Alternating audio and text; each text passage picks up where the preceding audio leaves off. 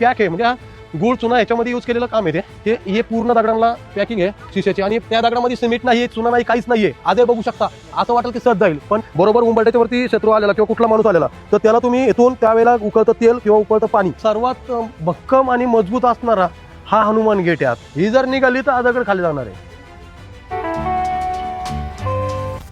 तलाव बनवण्याचं म्हणजे एक पेशवा टायमामध्ये झालेला आहे, आणि हा जी तलाव बनवला तर त्यावेळेला तुम्हाला माहिती आहे की आपल्याला जशी जशी पेशव्याच्या टायमापर्यंत आपली लोकसंख्या थोडी वाढत गेली, आणि ज्या वेळेला वरती गडावरती राहिल्यानंतर पाणी सगळ्यात महत्त्वाचं मेन म्हणजे पाणी.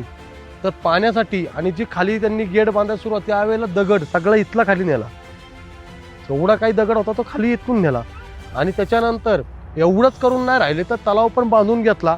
त्याच्यानंतर कालांतरी पाण्याचा जी तुटवडा येतो आणि त्याच्यासाठी एक नॅचरल टाकी सुद्धा बांधून घेतली. त्या काळामध्ये सुद्धा फिल्टर करण्याची एक यंत्र होती त्यांच्याकडं. आजही तुम्ही 3 होल बघू शकता त्या भिंतीला, इथून बघू शकता. त्या 3 होलमधून एक एक होल बारीकसा बाहेर काढलेला टाकीत, म्हणजे पाणी फिल्टर करण्यासाठी. तर आता इथे बघू शकता, तुम्हाला ती टाकी दाखवतो. आजही तुम्ही बघू शकता, कारण का तलाव बांधल्यानंतर ह्याची बांधायची काही गरज नव्हती, पण हे का बांधलं गेलं की ह्याच्यातनं ह्या तलावातलं पाणी ह्याच्यात फिल्टर करून ही पिण्यासाठी यूज होईल म्हणून साठी ही टाकी बांधली. सगळं वॉटर फिल्टर. म्हणजे हे जे चाक दिसतंय ना तुम्हाला, हे तोफाचं चाक आहे बरं का. हे तोफाचं चाक आहे, तोफाचं. म्हणजे आपण तोफांना जे रणगाडा म्हणतो ना, त्यावेळेला यूज करणारं चाक आहे ते, तोफाचं चाक आहे.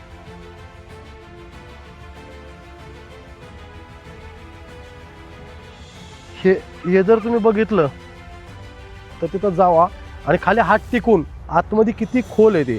हे सातवाहन काळातले आत्ताही बघू शकता. हे टाक नव्हतं, तुम्ही आजही टेकून बघा खाली. आतमध्ये जर लांब बघितलं तर बेंच आहे बघा पुढे कॉर्नरला पूर्ण, पण त्याला तुम्हाला झोपावं लागेल डायरेक्ट, तेव्हा दिसेल ते. म्हणजे बऱ्याचशाच आतमध्ये आहे ते.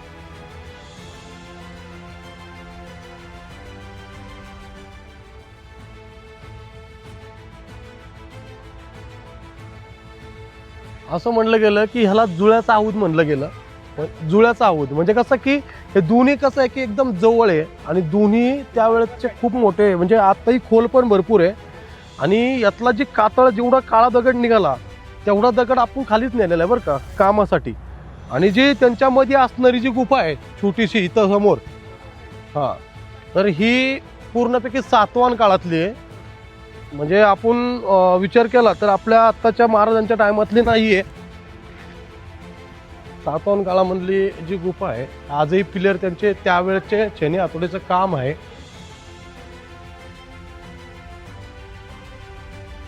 ही अजूनही खाली आहे. याच्यातली माती आम्ही काढली बऱ्यापैकी, तरी सुद्धा अजूनही माती आहे, अजूनही खाली होती ती. आणि आजही बघितलं तर ह्याचा एक वैशिष्ट्य भाग म्हणून थोडक्यात सांगण्याचा येतो की आज जर बघितलं, तुम्हाला आत्ताही वाटेल की एक फक्त शत्रूला चकमा देण्यासाठी आहे.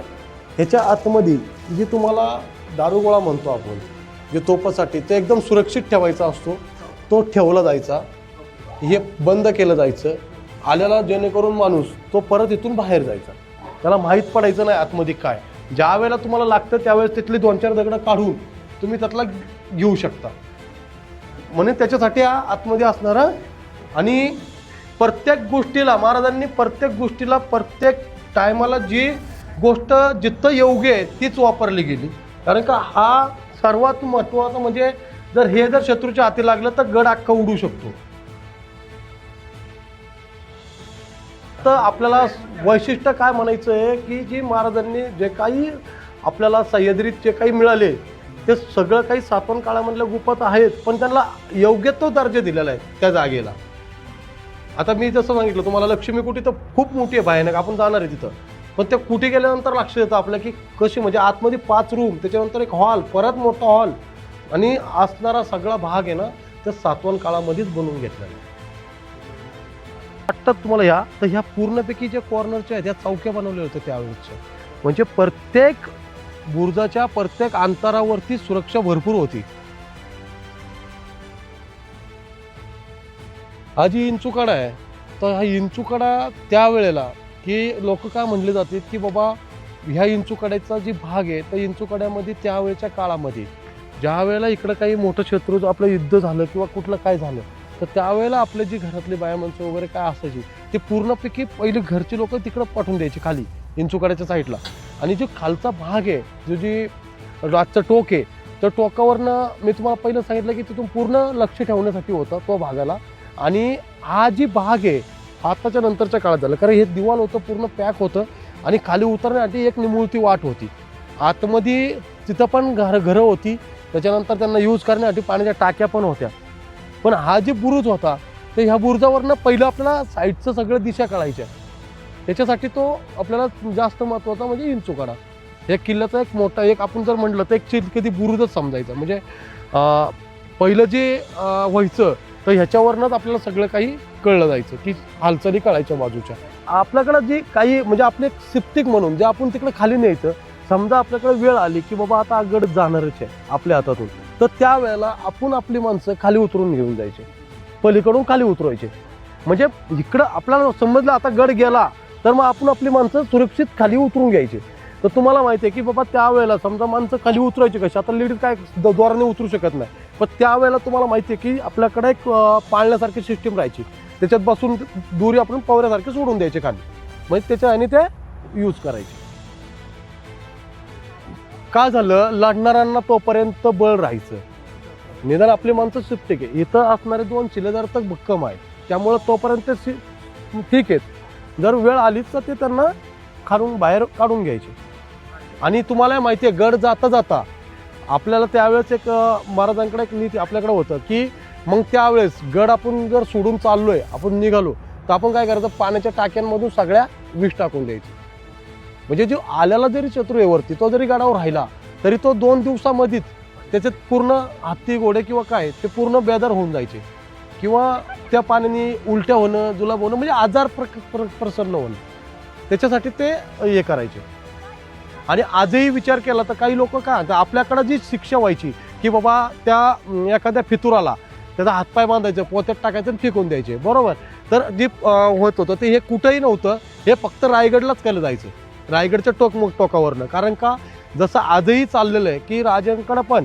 डायरेक्टली सजा नव्हती देत त्याच्या पण 2 बाजू मांडून पहिल्या मांडून घ्यायची त्याच्या म्हणूनसाठी आजही जर लोहगडला काम करायचं म्हटलं तर रायगडला जर परवानगी मिळाली तर लोहगडचं काम केलं जायचं रायगड आपली राजधानी होती हे जी आपलं थोडंसं धुकं आहे नाहीतर बरोबर माझ्या बोटाच्या समोर कारल्याची एकविराचं जी टेम्पल आहे किंवा लेणी आहे ती तिथं आहे आणि इथं जर खाली बघितलं तुम्हाला आता इथून बघा तिथं थोडं वर चढलं की एक ऑफिस दिसतं बघा छोटंसं त्याच्यानंतर थोडंसं कॉर्नरला बघा ह्या बाजूला पत्र्याचं शेड आहे ही भाज्याची लेणी आहे ही म्हणजे एक पूर्णपैकी भाजे गावातच साधारणतः 10 मिनिटाच्या अंतरावर आहे वर चढायला भाजी लेणी आणि तोच माथा घाटात जर चढलो तर इसापूरला तुम्ही ट्रॅक करून जाऊ शकता भाजी लेणीवरनं डायरेक्ट ट्रॅक केला तर इसापूर हा समोरचा इसापूर आहे तर हा जी परिसर आहे सगळा हा आपण जर पहिल्यापासून मी तुम्हाला सांगत आलो की हा सगळा सह्याद्रीचा परिसर आहे सह्याद्रीमध्ये असणारे बेडसर लेणी आहे कारला आहे भाज्या आहे आणि हे असणारे 7 किल्ले आहेत आता जरी आपल्याला लागलं रगत आलं किंवा रगत थांबत नाही किंवा ठेस लागली तर हे जर पाला जर चुरळला आणि त्याच्यावर जखमावर ठेवला पट्टी मारली तर डायरेक्टली जाऊ हे होत ना ते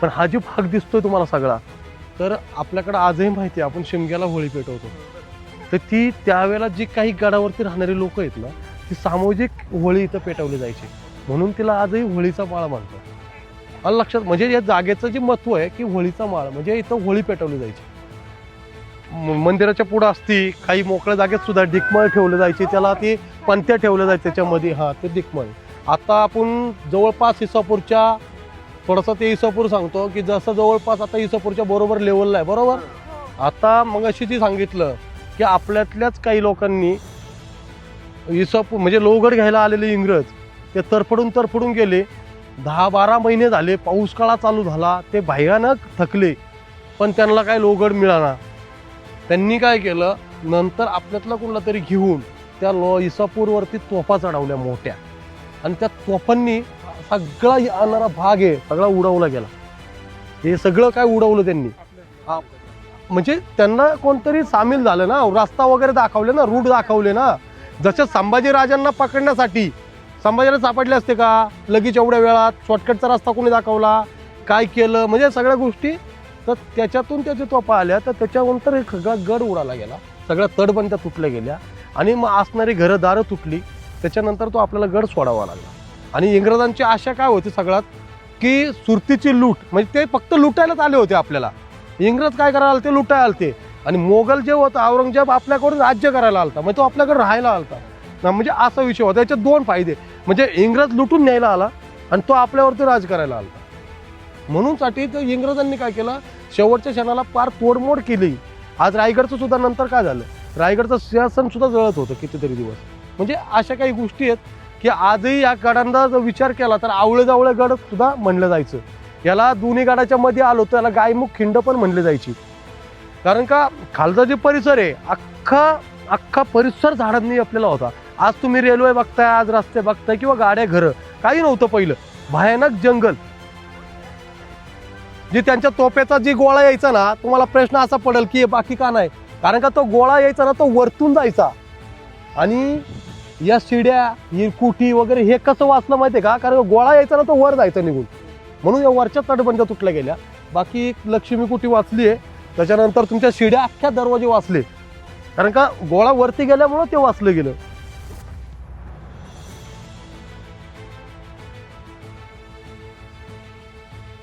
आपण आलोय तर ही लक्ष्मी कुटी आहे. तर लक्ष्मी कुटी ही कसं म्हटलं गेलं हिला, की सातवाहन काळातली ही सातवाहन काळातली गुफा आहे. पण सातवाहन काळातली गुफा असताना सुद्धा हे समोरचं फक्त एक दिवाल बांधून घेतलं आपण. हे दिवाल नव्हतं, महाराजांनी बांधून घेतलेलं दिवाल आहे. म्हणजे त्या काळामध्ये दिवाल पूर्ण नव्हतं. तर ह्याचा जी आतला भाग आहे तुम्ही आजही बघू शकता समोरच्या ह्याच्यात, जे आतमध्ये रूम आहे त्याच्याही आतमध्ये एक छोटासा रूम आहे. त्याच्यामध्ये ती जे काय आणलं होतं ते महाराजांनी ते ह्याच्या आतमध्ये ठेवलं गेलं होतं.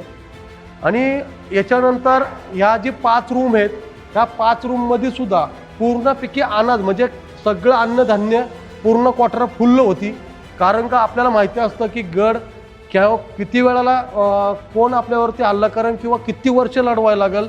एखाद्या वर्षी समजा 2 वर्ष लढवायला लागलं, 3 वर्ष पण लागतील, तर मग त्यावेळेस वरती असणाऱ्या सैन्यांना तर खायला तर राहिलं पाहिजे. त्याच्यासाठी सगळं धान्याची क्वार्टर फुल भरलेली असायची. आणि जी तिचं नाव चेंज झालं, तर ज्या वेळेला आपण सुरतेची लूट त्याच्यात ठेवली त्याच्यामुळं त्याचं नाव चेंज झालं. बरं, दुसरी गोष्ट, इथंच का लूट आणली, की आपण सुरतेला आणल्यानंतर रायगडला का नाही नेली. तर त्याच्यानंतर असं म्हटलं गेलं की स्वतः छत्रपती शिवाजी महाराज त्या मोहिमेवर होते, पण त्यावेळेला लूट घेऊन जात असताना त्यांना थोडंसं असं कळलं होतं की त्यावेळेला त्यांना एक लकुटा आला की बाबा शहाजीराजांचं निधन झालं. मग अशा वेळेला आता वडिलांचं असं झाल्यानंतर तर शेवटी त्यांना इकडे येर इकडं आड, म्हणजे दोन्हीकडं झालं, कुठं जायचं, इकडं का इकडं. अरे पाठीमागं आलेला शत्रू, पाठीमागून माणसं थकलेली, एवढं सगळं आणलेलं. आणि मग त्यावेळेला आपल्याकडं सर्वात हिअर म्हणलं तर बहिर्जी नाईक. तर बहिर्जी नाईकांना माहिती होतं की आपण या मावळ खोऱ्यात शिरलोय, तर मग आपल्याला कुठं आसरा मिळेल, कुठं आपला गड मजबूत असेल. त्यावेळेला ह्या लोहगडावरती आणलं. आणि मग त्या लोहगडावरतून त्यांनी 5 ते 6 दिवसानंतर सगळं आराम करून, विश्रांती घेऊन, फ्रेश झाल्यानंतर सगळं घेऊन रायगडला गेलं. पण त्याच्यानंतर जी चेंज झालं नाव त्याचं लक्ष्मी कुटी. आलं लक्षात. आणि आज विचार केला तर नॅचरल जी दगड आहे, किती भयानक पाऊस होऊ द्या, किती वारा सुसाट्याचा राहू द्या, काही असू द्या, पण काही वाटत नाही. एकदम सुरक्षित जागा म्हटलं तर एवढीच. आजही सली पोरांच्या येतात, शाळेच्या मोठ्या ट्रिप असतात किंवा लहान लहान मुलं असतात, पण निवांतमध्ये ते इथं बसून डबे वगैरे खातात, कारण का जागा एकदम सुरक्षित जागा आहे. 5 रूम आहेत त्या, तुम्ही 5 रूम सुद्धा बघू शकता. म्हणजे ह्या बाजूला 2 आणि मध्ये 1, आणि इकडं 2 आणि इकडं 2 आणि मध्ये 1, 5 आहेत. हा, ही जी आहे ना, ही आपण जी घोड्यांची पाग आहे, तर मग अशी जसं तुम्हाला मी सांगितलं की लक्ष्मी कुटी, तशीच ही पण एक त्या काळातलीच सातवाहन काळातलं आहे. ते सातवाहन काळातलं आहे, पण ह्याला काय केलं गेलंय, हा जी गेट आहे, ही जी दिवाल आहे पुढचं, हे फक्त महाराजांनी बांधून घेतलं. आणि इकडं दोन्ही साईडने घोडे बांधले जायचे. आणि हे घोड्यांना खायला टाकण्यासाठी हे सगळे, म्हणजे त्यावेळेस प्रत्येक, म्हणजे दोन्हीकडून घोडे बांधायचे, पण याच्या एका ह्याच्यात खायला टाकायचे. आणि हे पाणी पाजण्यासाठी टाक्या होत्या. बाळा इकडं हो. तर आजही बघितलं तर पेशवा काळामध्ये त्यांनी काय केलं, परत एक छोटासा रूम तयार केला की घोड्यांना पाऊस काळात खायला घालण्यासाठी ठेवण्यासाठी एक तयार रूम केलेला. पण हे जी आहे हे खूप सुरक्षित आहे. आजही बघितलं तर तुम्हाला येताना वाटत असेल हा दरवाजा इतका छोटा आहे आणि एवढे मोठे मोठे घोडे आतमध्ये कसे यायचे, तर ह्याचा काही प्रश्न नसतो. घोड्याची जर लगाम खिचली तर घोड्याचं पूर्ण मुंडी पायापर्यंत वाकली जाते. घोडा स्प्रिंग जैसा आहे, पाठण त्याची डायरेक्ट वाकली जाते. जर पुढचं तोंड वाकून पुढे घेतला की तो पाठणी आतमध्ये निघून येतो. आतमध्ये आलं तर त्याला भली मोठी जागा आहे, पूर्ण नॅचरल असल्यामुळं. आणि जे घोडे आतमध्ये ठेवले जायचे तर ते घोडे कोणचे, जे बाहेर जायचे 5-5, 6-6 महिने, वर्ष जे आल्यानंतर ते घोड्यांसाठी खास विश्रांतीसाठी ही जागा होती. सगळे जे दिसतात ना तुम्हाला अंश, हे सगळे राजवाड्याचे अंश. म्हणजे हे कसं होतं माहिती का, ज्या वेळेला आपण गडावरती आपण जसं गावामध्ये एखादा मुख्य कसं म्हणतो तसं ते एक राजवाडा म्हणजे कसं की बाबा इथं जो कोणी राहत होता ज्याच्या ताब्यात होता, तर त्यावेळेला काय व्हायचं की राजवाडा म्हणजे त्यांचं स्वतःचं गेट बशी असणारा मोठा वाडा म्हणजे सावकारी वाडा म्हणलं जायचं. किंवा ज्या वेळेला आपण आता किल्ल्यावरती असल्यानंतर जे किल्ल्याची देखभाल करतो त्याचं जी राहायची निवासस्थान आहे तर त्याचं ते राजवाडे होते. हे कौलू म्हणजे घरावरती हे शेत असायचं. हा हे सभागृह आहे दादा.